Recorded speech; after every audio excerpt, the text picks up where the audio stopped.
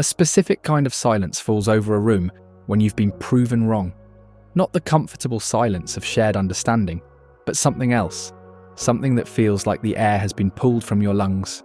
Your face grows warm. Your mind scrambles and reaches for explanations, for justifications, for anything to undo what just happened. And in that moment, something inside you whispers that you are dying. Not literally, of course, but the sensation is real. The tightness in your chest, the way your thoughts fragment and scatter, the sudden awareness of everyone's eyes on you all feel like a small death. And perhaps in a way, it is one. When you're proven wrong, especially about something you've held close, defended publicly, built your identity around, a part of you does die. The version of yourself who knew, who was certain, who had the answer dissolves in an instant. You've felt this before. Maybe it happened in a meeting when a colleague gently corrected your data, or in an argument with someone you love when you realised mid-sentence that you'd misremembered, misunderstood, been unfair. Maybe it happened online in a comment thread you should never have entered, watching strangers dismantle your perspective, with sources you hadn't seen and angles you hadn't considered. The specific moment doesn't matter, but what matters is the feeling that followed, that nauseating combination of shame, exposure, and something deeper, something like grief. We live in an age drowning in information, where every answer is a search away, and every claim can be fact-checked in seconds. We have access to more knowledge than any generation in human history, and yet we are more afraid than ever of being wrong, not because we lack information, but because being wrong has become synonymous with being less than, less intelligent, less credible, less worthy of respect, less real. And that's when we learn to protect ourselves. We curate our certainties, surround ourselves with people who think like us, who affirm what we already believe, and we scroll past information that challenges us while lingering on content that confirms us. We've built elaborate fortresses around our beliefs, not because we've examined them and found them true, but because the alternative, being exposed as wrong, feels unbearable. But here's the thing, this fear isn't new. 24 centuries ago, in the dusty streets of ancient Athens, there walked a man who understood this fear better than anyone. His name was Socrates, and he spent his life doing the one thing that terrified people most, asking questions. Simple questions, uncomfortable questions, questions that peeled back the layers of certainty people had wrapped around themselves like armour, and they killed him for it. Not because his questions were cruel or his methods manipulative, but because he exposed something unbearable that most people, despite their confidence, didn't actually know what they claimed to know. Beneath all their certainty was a kind of emptiness they'd spent their whole lives avoiding, and Socrates didn't offer them new answers. He simply revealed that their old ones were built on sand, and for that they gave him poison. What was it about being wrong that felt so dangerous then? And what is it about being wrong that still feels so dangerous now? Why does a simple shift in understanding, which should be celebrated as growth, feel instead like annihilation?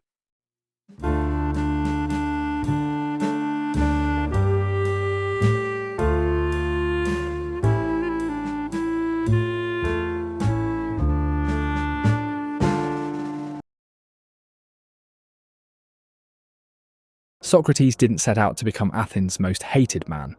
The story goes that a friend of his, Chaerephon, visited the Oracle of Delphi and asked a bold question: is anyone wiser than Socrates? The oracle's answer was definitive, that no one was wiser. And when Socrates heard this, he was genuinely confused.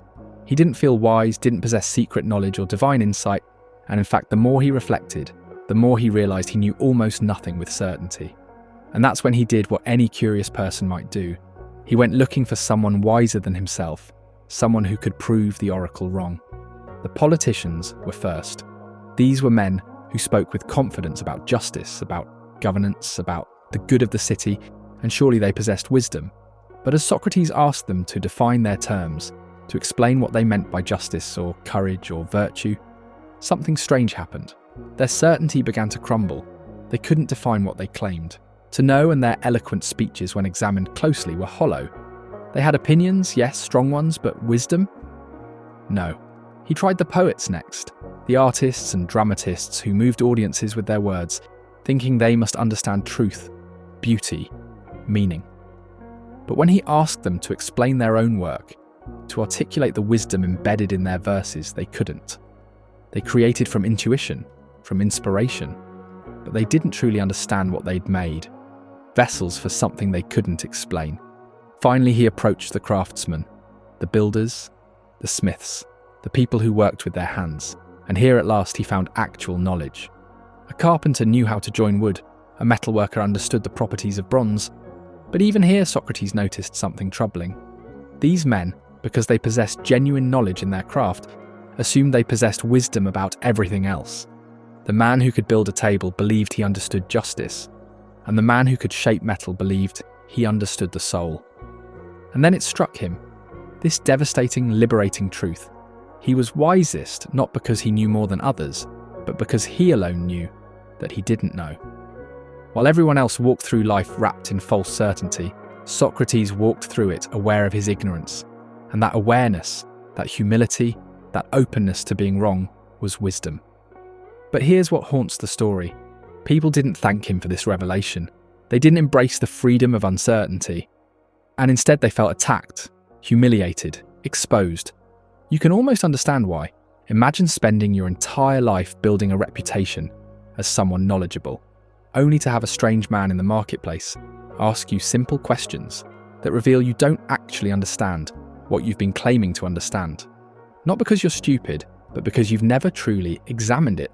You've inherited beliefs, absorbed cultural assumptions, adopted the language of those around you, but you've never looked beneath the surface. This is what Socrates did again and again. He didn't tell people they were wrong, he asked them to explain themselves, and in the attempt, they discovered their own hollowness. The anger they felt wasn't really directed at Socrates, but at the mirror he held up, at the reflection of their own unexamined certainty. Modern psychology has a term for what happened in those conversations: cognitive dissonance. It's the profound discomfort that arises when reality contradicts our beliefs, and when the image we hold of ourselves as knowledgeable, intelligent, right collides with evidence that we might be wrong. Our minds don't gracefully accept the new information. Instead, we experience it as a threat. Our hearts race, our defenses activate, and we attack the messenger, question the method, find any way to protect the belief rather than update it. Because updating it feels like losing ourselves. If I've built my identity around being right about something, if I've argued for it publicly, if I've made decisions based on it, if I've judged others through its lens, then admitting I was wrong doesn't just change my mind. It threatens the entire structure of who I believe I am. Socrates understood this, knew that asking people to examine their beliefs wasn't a gentle intellectual exercise. It was an invitation to psychological crisis, to identity death, and most people quite reasonably declined the invitation. They preferred the comfort of certainty, even false certainty, to the vertigo of not knowing. But Socrates believed something radical, that a life built on unexamined certainty wasn't worth living. That true wisdom began with the courage to say, I don't know, and that being wrong, knowing you're wrong, being willing to change, that was more valuable than being right and rigid and closed. Athens disagreed, and that's when they gave him hemlock.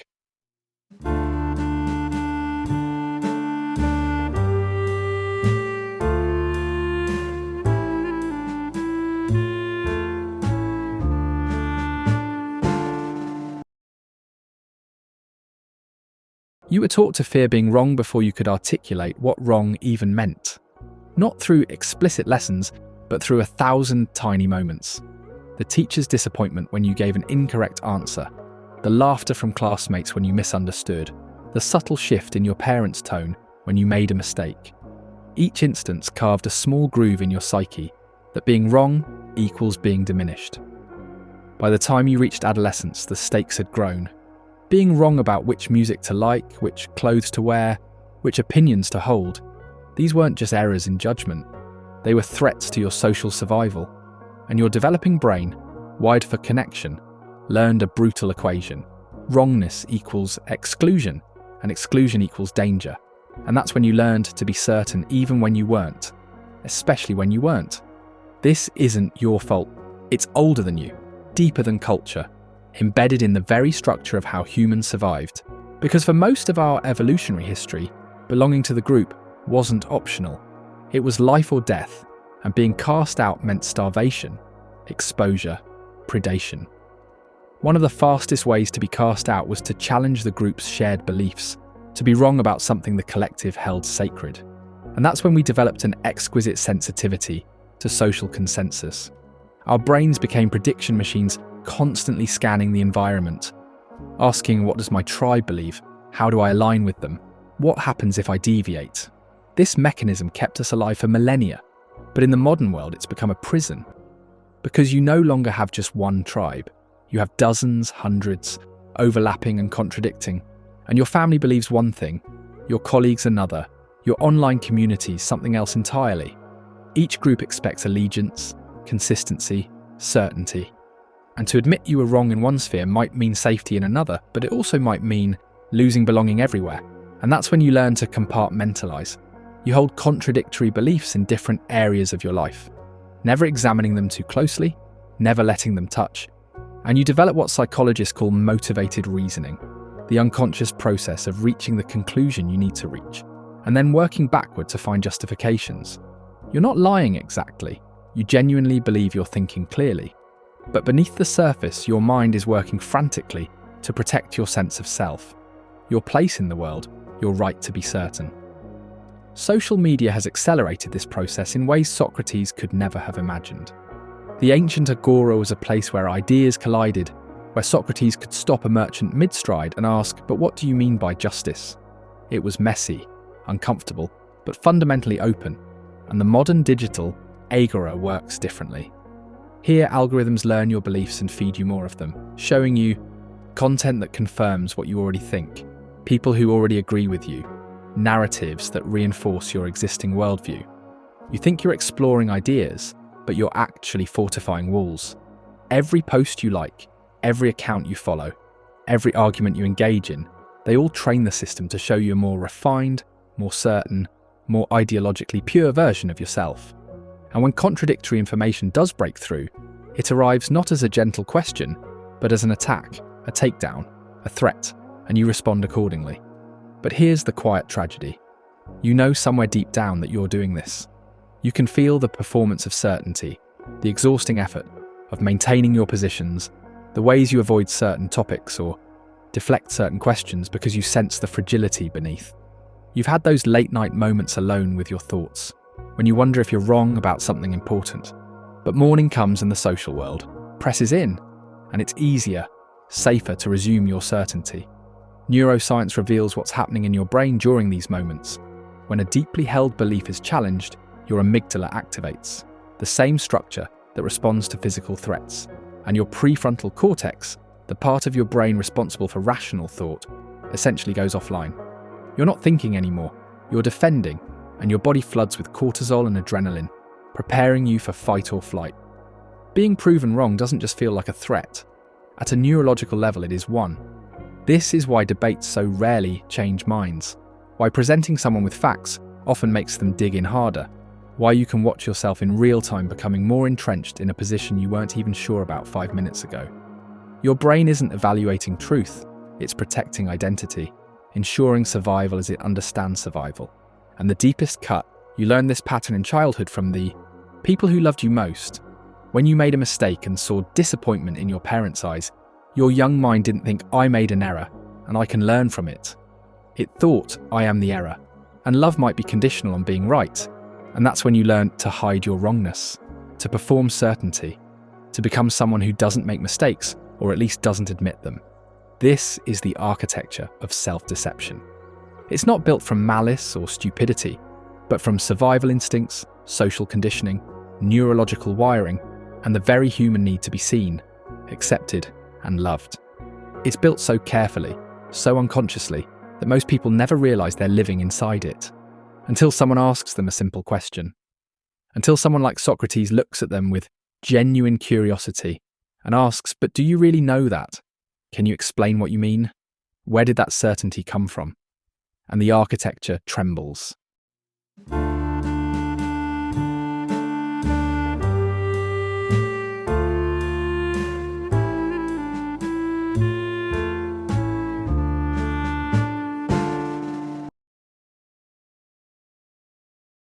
Socrates sat in his cell waiting for the poison. He was 70 years old, and Athens had convicted him of corrupting the youth and impiety against the gods, charges everyone understood were proxies for the real crime, making people uncomfortable with questions. His friends had arranged an escape, a boat waited, and he could have fled to another city, lived out his remaining years in peace.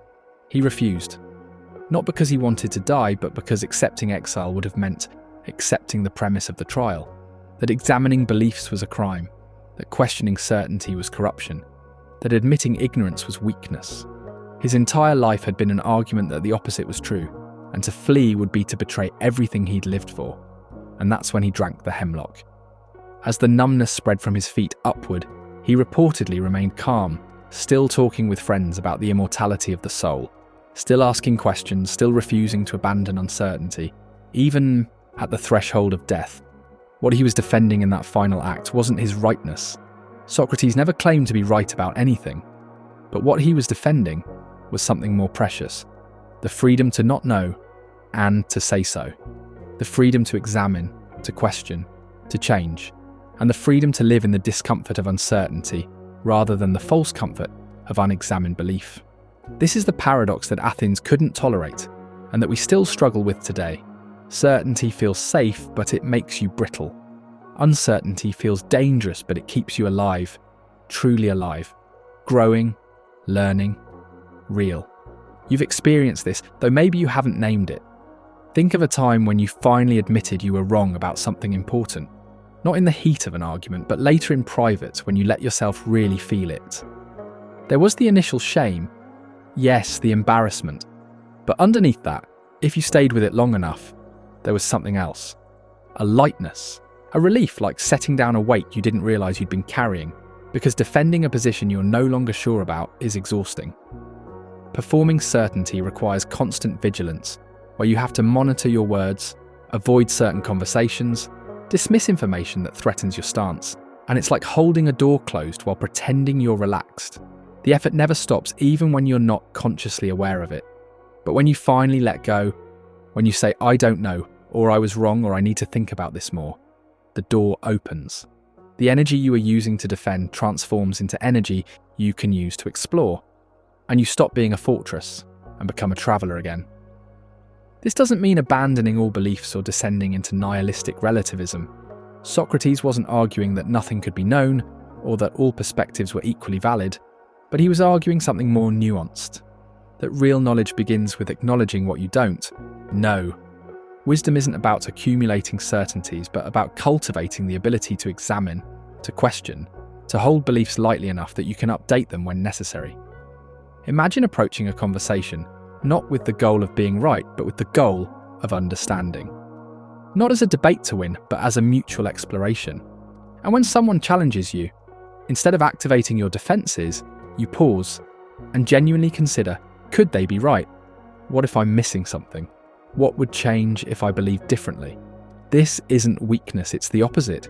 It takes far more strength to question yourself than to defend yourself. And anyone can dig in and refuse to budge. It's easy in a way, but what's hard is staying open. What's hard is treating your own beliefs with the same skepticism you apply to everyone else's. You already know this in your quieter moments. You've felt the difference between conversations where everyone is performing certainty and conversations where people are genuinely thinking together. And the first kind leaves you drained and defensive.